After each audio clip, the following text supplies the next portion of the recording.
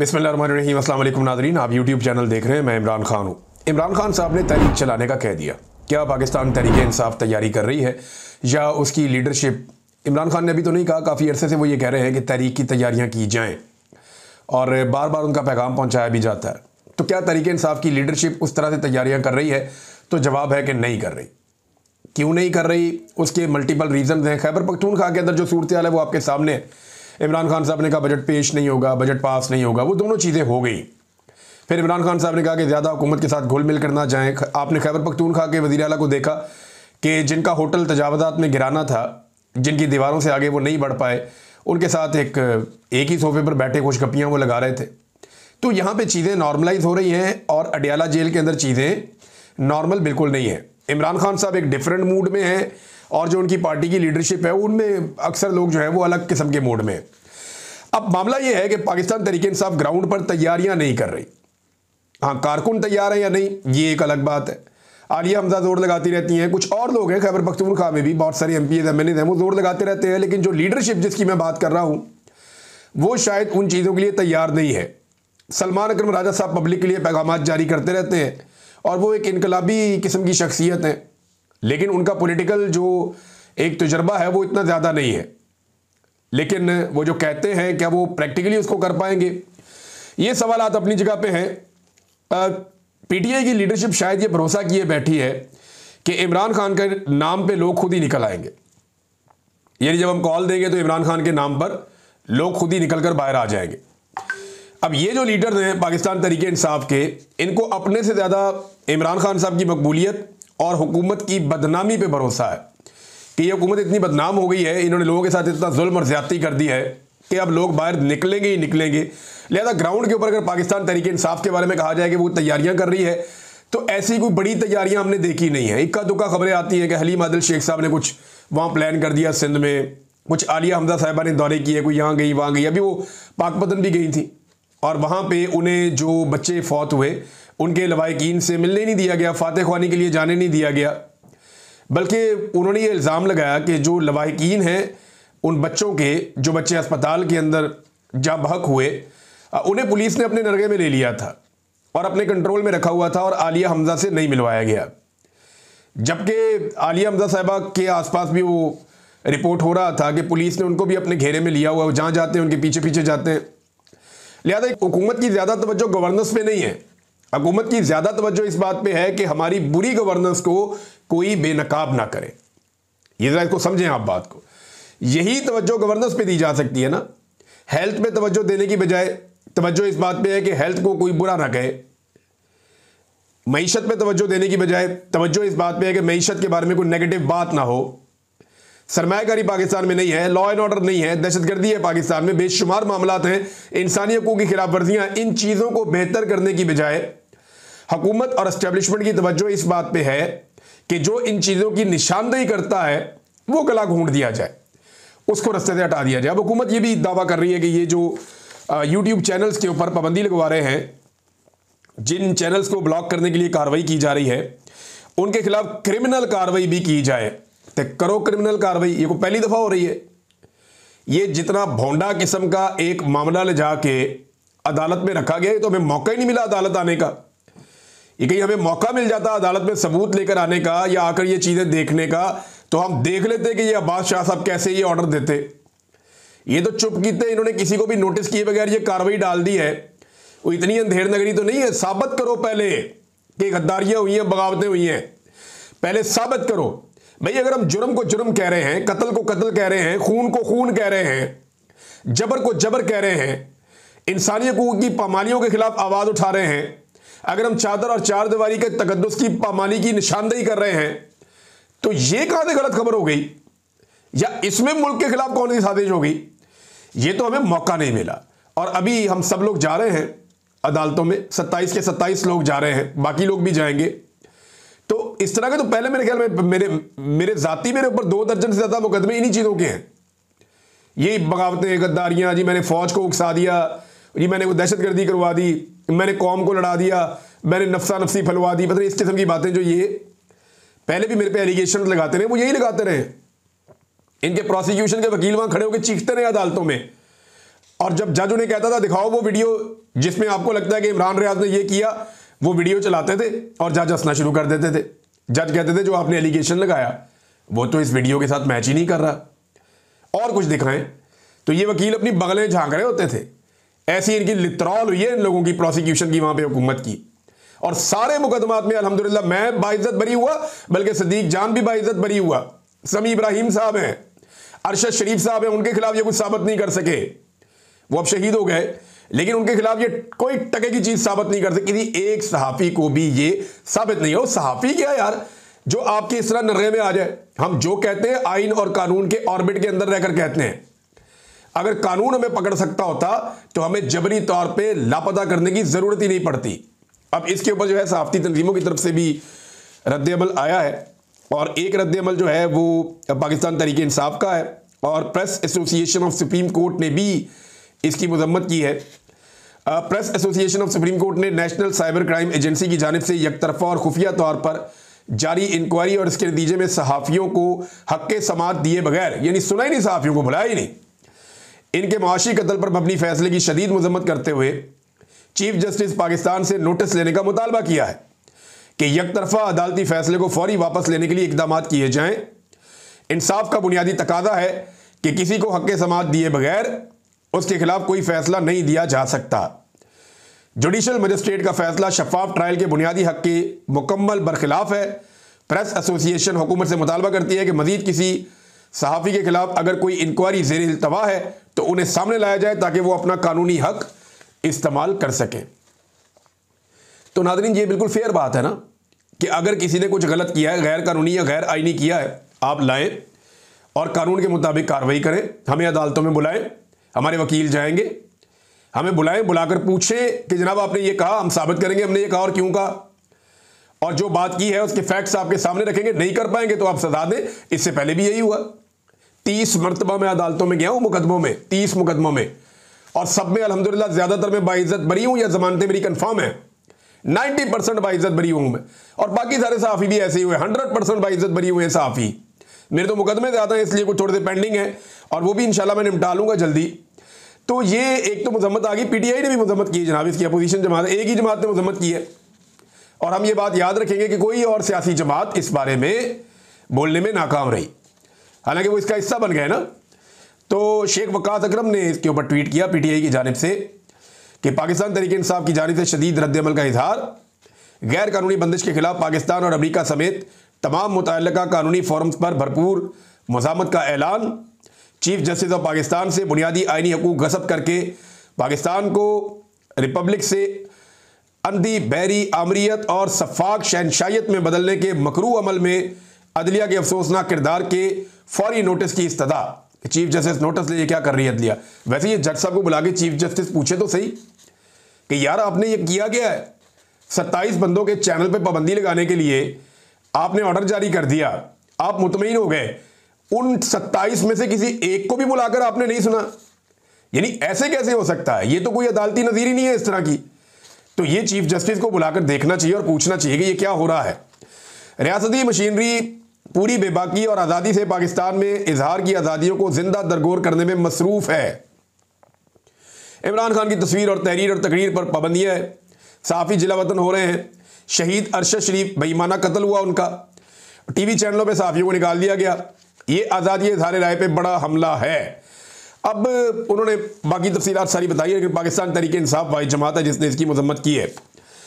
पता है नाज़रीन ये सब कुछ क्यों हो रहा है, ज़रा इसको थोड़ा अगर समझें तो माजी में क्या होता था। माजी में ये होता था कि मीडिया वो सारी चीज़ें दिखा देता था जो हुकूमत के खिलाफ होती थी। इस हुकूमत का प्रॉब्लम यह है कि आप ये चीज़ें क्यों दिखा रहे हैं। मिसाल के तौर पे एहसन इकबाल ने इमरान खान साहब के दौर में एक ट्वीट की और बताया कि ये एरिथ्रोसिन की जो दवाई है इसकी कीमत 373 रुपये बढ़ गई है। 373 रुपये ज़हन में रखिएगा, 373 373 रुपये दवाई की कीमत बढ़ने पे एहसन इकबाल साहब ने ट्वीट किया और उसको बड़ा जुल्म अजीम करार दिया था और रोला डाला हुआ था। एहसन इकबाल साहब कह रहे थे 373 रुपये दवाई की कीमत बढ़ने के ऊपर कि गरीब के लिए जीना तो दुश्वार किया और अब बीमार होना भी दुश्वार कर दिया गया है। तब्दीली आ नहीं रही, तब्दीली आ गई है। तो ये 373 रुपये दवाई की कीमत बढ़ी थी। अब उसी दवाई की कीमत इस वक्त मार्केट में कितनी है? वो अब 859 रुपए बढ़ चुकी है। अंदाजा करें आप, 859 रुपए अब मजीद बढ़ चुकी है। ये अब एहसन इकबाल साहब नहीं बोलते। जब एहसन इकबाल ने वो ट्वीट किया तो सारा मीडिया इसके ऊपर प्रोग्राम कर रहा था, रोला डाल रहा था। वजह यह थी कि जनरल बाजवा नकबजनी कर रहे थे इमरान खान के खिलाफ, तो उस वक्त मीडिया को खुला छोड़ा हुआ था और अपोजिशन की हर खबर मीडिया चला सकता था कि जी दवाई महंगी हो गई, मर गए, लुट गए, बर्बाद हो गए, चीनी महंगी हो गई, मर गए, लुट गए, बर्बाद हो गए, पेट्रोल 2 रुपए महंगा हो गया, मर गए, लुट गए, बर्बाद हो गए, पेट्रोल 1.5 रुपया महंगा हो गया, मर गए, लुट गए, बर्बाद हो गए, डॉलर की कीमत में चंद रुपए इजाफा हो गया, मर गए, लुट गए, बर्बाद। ये सब चल रहा था उस वक्त, क्योंकि जनरल बाजवा नकबजनी कर रहे थे इमरान खान की हुकूमत में। अब वही चीजें तबाही और बर्बादी के एक आखिरी लेवल पे पहुंची हुई हैं, तो मीडिया इनको मुंह नहीं लगाता। मीडिया क्या मुंह नहीं लगाता, पाकिस्तान तहरीक इंसाफ खुद मुंह नहीं लगाती है। तो सोशल मीडिया की मेहरबानी है कि वो चीजें निकालकर सामने ले आते हैं और दुनिया के सामने रख देते हैं। आज नाज़रीन एक ही अखबार के अंदर 2 खबरें लगी हैं और ये बड़ी इंटरेस्टिंग है। यानी अखबार एक ही है, पाकिस्तान का खबरें 2 लगी हैं। माजिद निज़ामी साहब ने इसकी निशानदेही भी की है। नंबर 1 खबर यह लगी है कि नेशनल साइबर क्राइम एजेंसी की दरखास्त पर तहरीक इंसाफ समेत 27 यूट्यूब चैनल्स बंद करने का हुक्म दे दिया गया। दूसरी खबर यह लगी है कि भारत में 2000 एक्स अकाउंट्स ब्लॉक कर दिए गए। आलमी मीडिया को तशवीश, आज़ादी इजहार, प्रेस की आज़ादी को खतरा, सेंसरशिप के रुझान में इजाफा। अंदाजा करें, हमारा पैरामीटर भारत के लिए कुछ और है, पाकिस्तान के लिए कुछ और है। मैंने आपको कल भी बताया कि बेशुमार ऐसे चैनल्स को मैं जानता हूं जो भारत के अंदर भारतीय हुकूमत के ऊपर टिका के तनकीद करते हैं, लेकिन वो सारे भारत में चल रहे हैं। आप अंदाजा कीजिए कि सारे चल रहे हैं भारत में, लेकिन पाकिस्तान के अंदर मुखालिफ आवाज़ों को कुचलने का एक रुझान है। और अगर देखें यहाँ पे रूल ऑफ लॉ होता ना तो एक चीज़ ज़रूर हो जाती। ये मैं आपके सामने रखता हूँ, मिफ्ता इस्माइल साहब का एक स्टेटमेंट भी है इस पे आज का। इस हुकूमत को सिर्फ जो चीनी स्कैंडल है ना उसके ऊपर डूब के मर जाना चाहिए कि इन्होंने किया ये कि जो सस्ती चीनी थी उसको एक्सपोर्ट कर दिया, पाकिस्तान से बाहर भिजवा दिया, और फिर जब चीनी की किल्लत हो गई तो वही चीनी महंगे दामों पाकिस्तान में वापस इंपोर्ट कर ली, वापस मंगवा ली। अब चीनी बाहर भेजते हुए भी माफिया ने पैसा बना लिया और चीनी वापस मंगाते हुए भी माफिया ने पैसा बना लिया। इन्होंने तो पैसा बना लिया, लेकिन एक आम पाकिस्तानी के ऊपर फी किलो पे 80 रुपए का बोझ पड़ गया। इमरान खान के दौरे हुकूमत में जब चीनी की टोटल प्राइस 80 रुपए हुई थी ना, और ये टोटल 20 रुपए बढ़ी थी उनके दौरे हुकूमत में, 20-22 रुपए, तो रोला पड़ गया था पूरे पाकिस्तान में, शोर मच गया था, जमीन आसमान एक कर दिया था मीडिया ने और अपोजिशन ने। लेकिन आज इमरान खान के दौर में जितने रुपए की टोटल बिकती थी उतने रुपए इजाफी वसूल किए जा रहे हैं, और 80 रुपए नहीं, लगभग 200 रुपए के किलो के करीब चीनी बिकती है। कभी ऊपर बिकती है, कभी नीचे बिकती है, लेकिन 200 का फिगर है। लेकिन कोई बोलता ही नहीं है, बात ही नहीं करता। इसी के ऊपर इस हुकूमत को घर भेज देना चाहिए, इन्हें डूब के मर जाना चाहिए। मिफ्ता इस्माइल साहब क्या कहते हैं? वो ये कहते हैं कि जनाब हुकूमत के पहले चीनी की बरामद की इजाज़त देने और फिर दरामद की सहूलत देने के फैसले से चीनी की कीमत में 70 रुपए फी किलो का एक और इजाफा हुआ है। इससे एफबीआर को टैक्सों का नुकसान और मुल्क को ज़र मुबादला का नुकसान होगा। यह सब इसलिए हुआ ताकि शुगर मिल मालिकान गरीब और मुतवसत तबके की जेबों से मजीद 35 अरब रुपए माहाना निकाल सके। रोज का 1.25 अरब रुपए का डाका है, 1.25 अरब रुपए का, यानी लगभग 120 करोड़ का रोजाना का डाका मारते हैं ये अवाम की जेबों के ऊपर। लेकिन इस पे किसी के कानों पे जू भी नहीं रेंगती, इसलिए कि एस्टेब्लिशमेंट की पुष्ट पनाई है तो जो मर्जी ये करे। नाज़रीन, एक और बड़ी अफसोसनाक खबर है, ये मैं आपके सामने रख देता हूं कि डॉन न्यूज़ के मुताबिक खैबर पख्तूनख्वा के ज़िले बन्नू में 2 ड्रोन हमले हुए हैं। एक के बारे में कहा जा रहा है कि पुलिस स्टेशन के नज़दीक हुआ है या उसके ऊपर हुआ है, और दूसरा घर पर एक ड्रोन हमला हुआ है, जिनमें एक खातून जाँ बहक हुई है जबकि 3 अफराद जख्मी हुए हैं। इमरान खान ने अभी हाल ही में 24 जून 2025 को खैबर पख्तूनख्वा की हुकूमत को यह हुक्म दिया था कि ड्रोन हमले के जिम्मेदारों के खिलाफ FIR दर्ज की जाए, लेकिन FIR दर्ज नहीं की जाती। खैबर पख्तूनख्वा में लगातार ड्रोन हमलों से अली अमीन की सियासत का आगाज़ हुआ था, क्योंकि पहली मरतबा डेरा इस्माइल खान के रस्ते से इमरान खान साहब गए थे टांग, और वहाँ से इमरान खान साहब बढ़े थे वज़ीरिस्तान की जानिब ड्रोन हमलों के खिलाफ। तब अली अमीन गंडापुर इमरान खान साहब के ज़्यादा करीब आना शुरू हुए थे उस एहतजाज के दौरान, और आज वो वज़ीर आला खैबर पख्तूनख्वा हैं। तो इस शख्स की सियासत ड्रोन से शुरू होती है, और आज ये वज़ीर आला खैबर पख्तूनख्वा है और ड्रोन के ऊपर एक FIR नहीं कर पा रहा। काटलिंग के अंदर मासूम गुज्जर बरादरी के लोग शहीद हो गए, कोई FIR नहीं। वजीरिस्तान के अंदर बच्चे शहीद हो गए, कोई FIR नहीं। बच्चे ग्राउंड के अंदर वॉलीबॉल खेल रहे हैं, वहां पे ड्रोन हमला हो गया, कोई FIR नहीं। उसके बाद एक और ड्रोन हमला हो गया, कोई FIR नहीं। अब दोबारा 2 ड्रोन हमले हो गए, अब तक कोई FIR नहीं। भाई ये FIR काटने से इतना डरते क्यों हैं? ये कानूनी कार्रवाई क्यों नहीं करते कि कौन है जो खैबर पख्तूनख्वा की आवाम के ऊपर ड्रोन हमले कर रहा है? ये निहत्ते लोगों को ड्रोन से इमरान खान साहब ने सख्ती से मना किया कि लड़ने का ये तरीका ही गलत है। अमेरिका इसी तरीके से लड़ता रहा है ना, ड्रोन हमले करता रहा है पाकिस्तान में, जिनके नतीजे में दहशतगर्दी बढ़ती चली गई। तो क्या खैबर पख्तूनख्वा में जानबूझकर दहशतगर्दी को बढ़ाया जा रहा है? यह है एक बड़ा सवाल। लेकिन हुकूमत को इसकी तरफ कोई तवज्जो ही नहीं है, क्योंकि मीडिया इन खबरों को उठाता नहीं है। कीड़े मकोड़े समझते हैं वहां के लोगों को, मीडिया उठाता नहीं है, कोई और बात नहीं करता। मारंग बलोच के साथ जो हो रहा है उस पर भी कोई बात नहीं करता। बलूचिस्तान में आम बलोचों के साथ जो हो रहा है उस पर भी कोई बात नहीं करता। कबायली इलाकों में जो जंग की तैयारी की जा रही है उस पर भी कोई बात नहीं करता। आज वजीरिस्तान में सारा दिन कर्फ्यू लगा रहा, उसके ऊपर भी कोई बात नहीं करता। मीडिया समझता है कि शायद वो पाकिस्तान का हिस्सा ही नहीं है या वो कम दर्जे के पाकिस्तानी है, तो उनके बारे में तो कोई बात ही नहीं करता। और हुकूमत की तरजीहात ये है कि चुप करके हुकूमत जो है वो PIA को और रोजवेलेट होटल को बेच रही है अमेरिका में। अब ये 2 बहुत बड़े एसेट हैं पाकिस्तान के। अगर इमरान खान साहब के दौर में इन चीजों को बेचने का इशारा भी होता था ना, तो पाकिस्तान का मीडिया रोला डाल देता था कि मुल्क के असासे बेचकर मुल्क कैसे चलाया जा सकता है। पाकिस्तान की हुकूमत मुल्क के असासे बेच रही है, इस तरह की बातें की जाती थी। रोला डाल देते थे ये सारे लोग बेशर्मी के साथ कि जनाब असासे बेचे जा रहे हैं, क्यों बेचे जा रहे हैं, असासे नहीं बिकने चाहिए। पाकिस्तान में टॉक शो होना शुरू हो जाते थे इन पे। और आज इसके ऊपर खामोशी से पेशरफ्त हो रही है कि PIA भी बेच देंगे, बाकी चीजें भी बेच देंगे, बेशुमार चीजें बेच भी दी हैं, और ये रोजवेल्ट होटल भी बेच देंगे।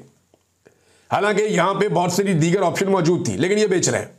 और पाकिस्तान का मीडिया इसको एक माशी कामयाबी के तौर पे ढिठाई और बेशर्मी से पेश कर रहा है। यही मीडिया इमरान खान साहब के दौर में इन चीजों और इन खबरों के ऊपर तनकीद करता था, आज के दौर में इन चीजों के ऊपर तारीफ करता है। यही कंट्रोल है पाकिस्तान की एस्टेब्लिशमेंट का पाकिस्तान के मीडिया के ऊपर। नाज़रीन, एक और चीज मैं आपके सामने रखना चाहता हूं, और ये मरियम नवाज का एक स्टेटमेंट है। ये स्टेटमेंट जो है ये जरूरी है आपको बताना, और इसका एहतसाब करना बड़ा जरूरी है, क्योंकि रेगुलर मीडिया तो ये करेगा नहीं और कोई इसका जवाब देगा नहीं।